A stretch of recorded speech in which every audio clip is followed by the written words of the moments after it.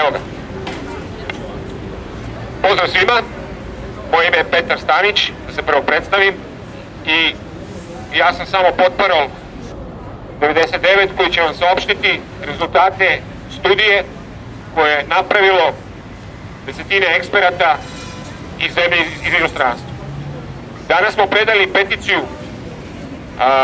to jest predali smo predlog, inicijativu za stvaranje održivog i slobodnog javnog prevoza u Beogradu.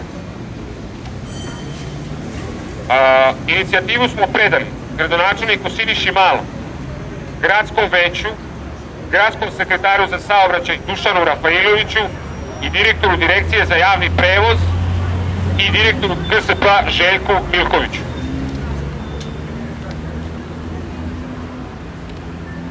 Inicijativa glasi, pročitat vam je u celini.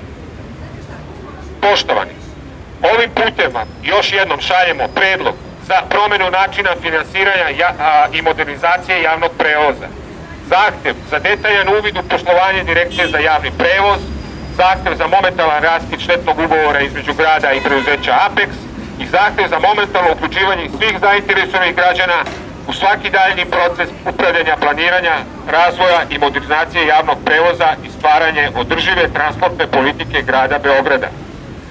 Kao što znate, mi smo već ranije podnosili zahteve slične gradonačelniku i nadležnim službama, međutim, do sada nismo dobili odgovor. Isto tako smo od Direkcije za javni prevoz i Skupštine grada tražili još prošle godine informacije od javnog značaja, sve u vezi poslovanja Direkcije za javni prevoz i GSP-a. Do današnjeg dana ih nismo dobili.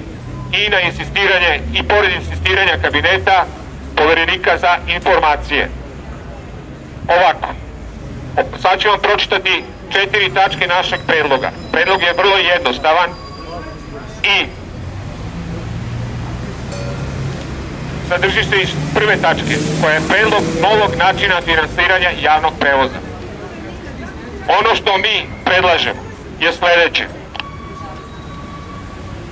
Umesto preskupog sistema naplate i kontrole karata, koji je neprilagođen standardu građana, predlažemo uvođenje transportne takse preduzećima, svim preduzećima i institucijama.